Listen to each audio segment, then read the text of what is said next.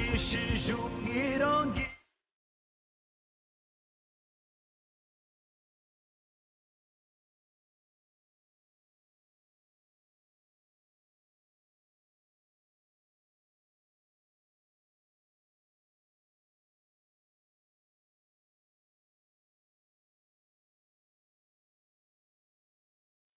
Yesu ashimwe cyane bene data, ni mwene so Nzeyimana Barishaban basuhuza, mugira amahoro y'Imana.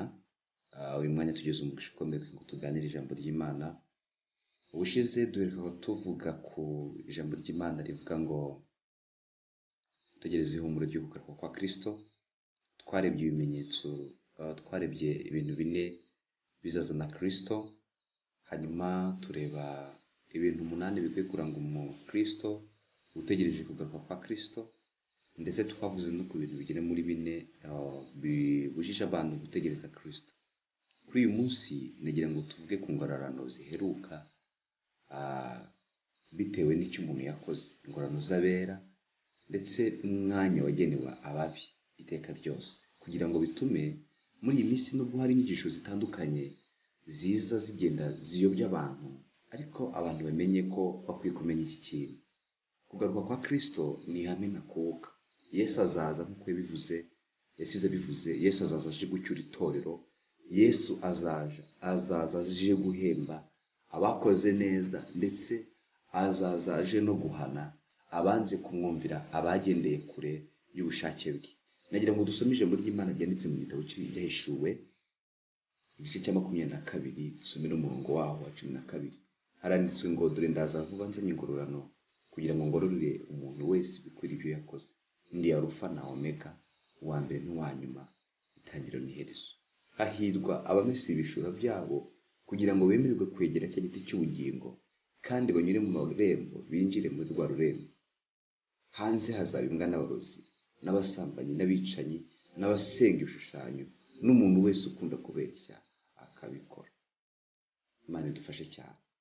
Iyo usomye hano hejuru muri ku bice ku murongo waho wa 11, wa 10 aravuga ngo kandi arambwira ati amagambo y'ubuhanuzi bw'igitabo ntuyazigame ngo uyagire ubwiru, kuko igihe kiri bugufi.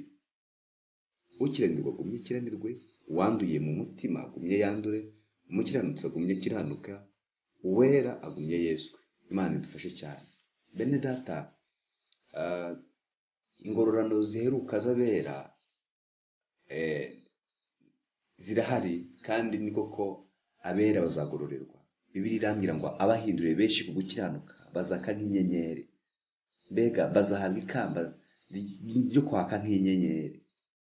Kandi umuririmbyi yararirimbye aravuga ngo igihe cy'isarura gishize ngo abakozi bose bazataha, kandi umwami wabo azabakira ababwire ngo mwakoze neza. Imana idufashe. Bavandimwe bene data, kuza kwa Kristo ni ihame. Azaza, kandi ubwo azaza tuzamusanganira abihanganye. Ubundi Kristo ajya kuza mu isi, mu kazi yari afite cyangwa muri misiyo, yari igabanyijemo ibice bitatu. Hari harimo kuvuka kwe, akavukira mu isi yanduye, akavukira ahantu hagayitse, ariko harimo kuvuka. Icya kabiri, hari harimo kubwiriza ubutumwa bwiza, ndetse harimo gupfa no gucungura itorero.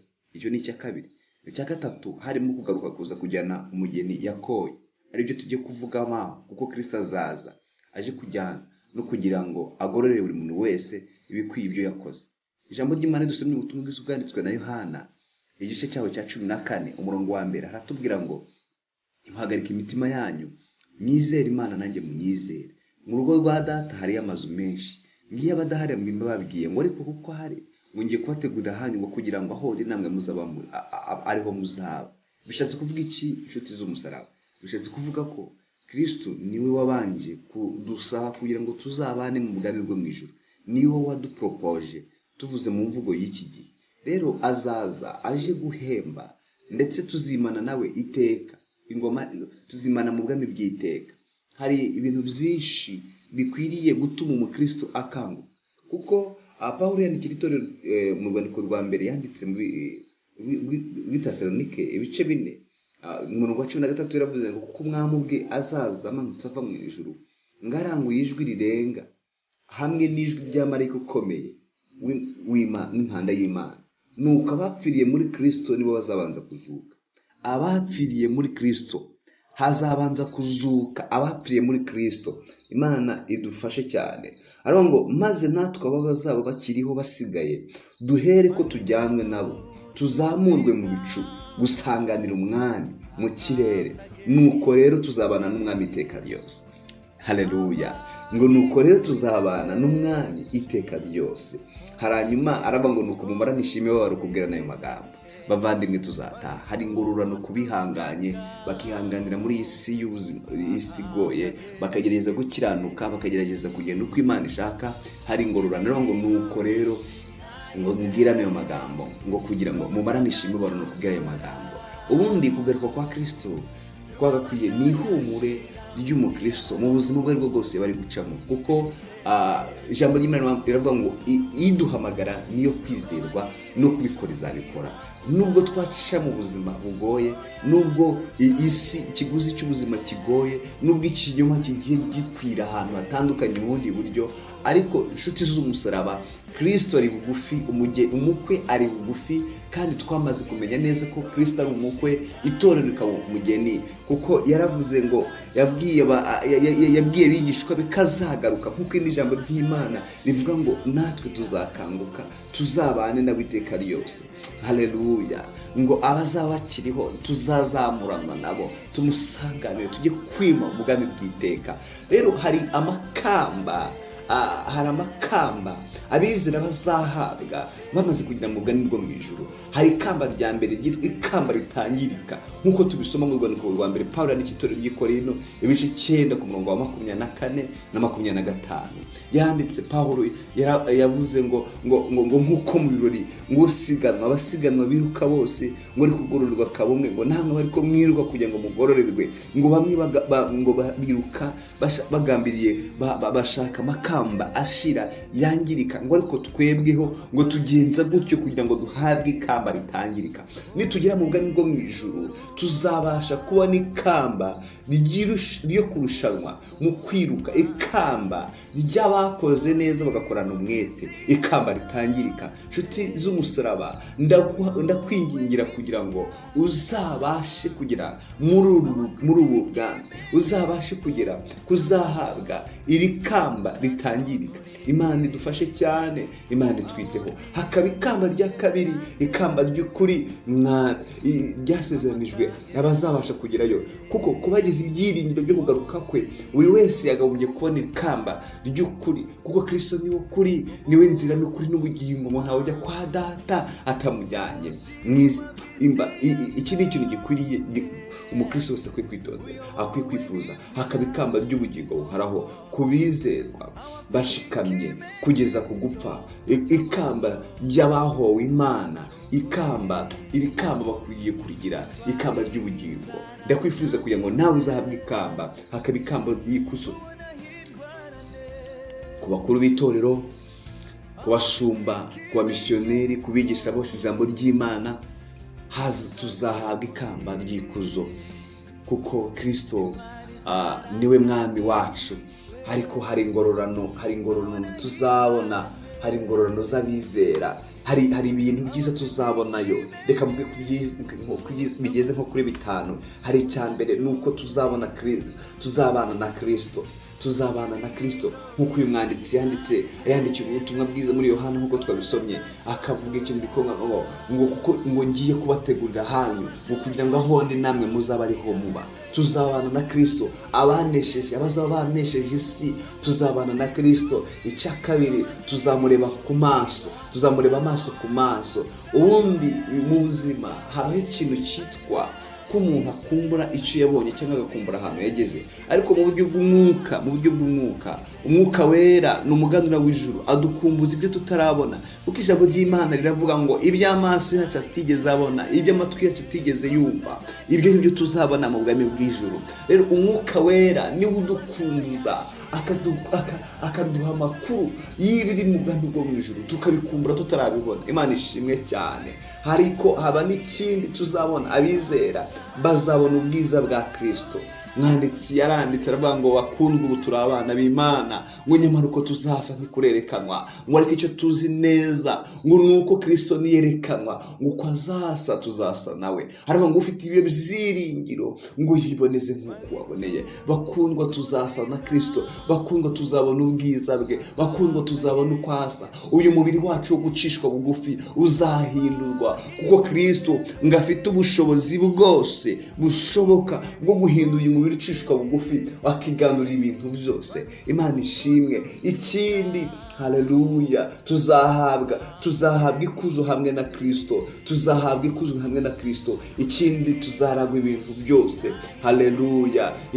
Icyanyuma nuko tuzarabagirana nk'inyenyeri, tuzarabagirana nk'inyenyeri. Abahinduriye benshi gukiranuka bazaka nk'inyenyeri, bazaka nk'inyenyeri.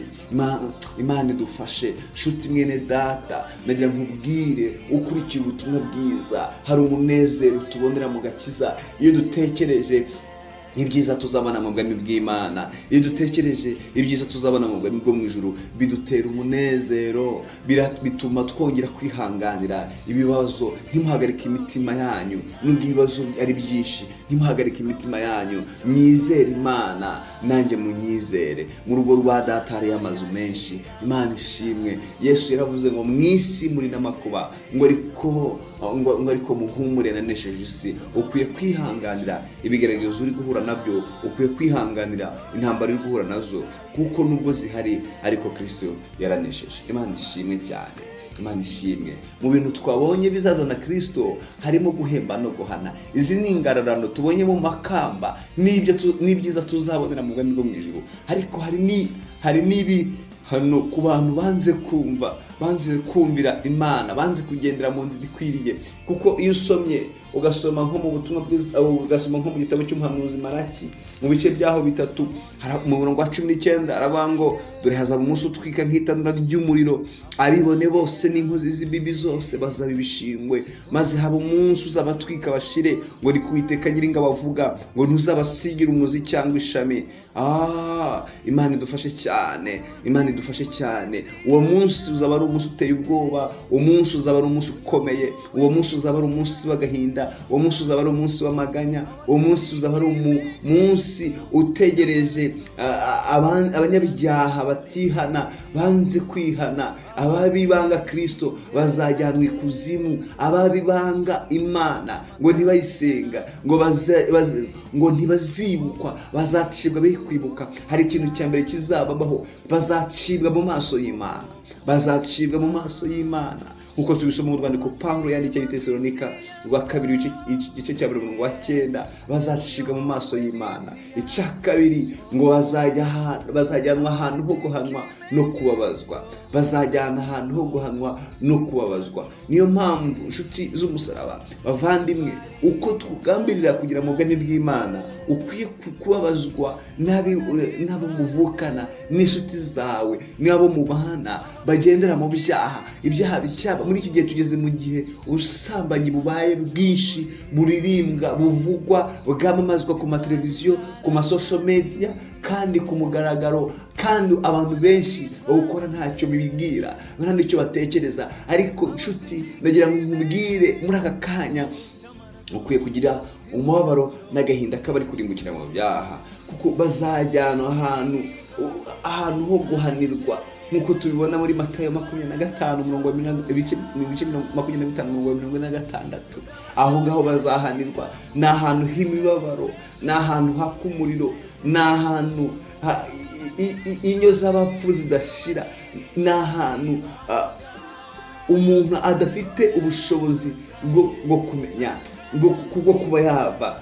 Nta bushobozi bwo kwinginga, nta bushobozi bwo gusubizwa, nta bushobozi bwo kuzabona amazi. Wibuke igihe uwo mugani wa Nyamutunzi na Lazaro, uburyo ngo igihe Lazaro yapfaga ngo yajyanwe mu gituza cy'abasogokuruza, ngo ajye mutunza apfuye, ngo ajyanwe ahantu ho kubabazwa, ngo atangira kwinginga Aburahamu, aramubwira ngo ohereza Lazaro wa wundi nasuzuguraga mu buzima, muri ubu buzima bwa buri munsi, mwohereze ngo akoze songa y'urutoki rwe mu mazi antonyangiriza ku rurimi, kuko ndi kubabazwa cyane ahandi. Ariko aramubwira ngo ntibishoboka ko aho hantu wahava, kuko ngo wahawe ibyiza ukiri mu isi, ariko ngo Lazaro ahabwa ibibi akiri mu isi ariko aguwe neza. None inshuti z'umusaraba, nihe wifuza kuba?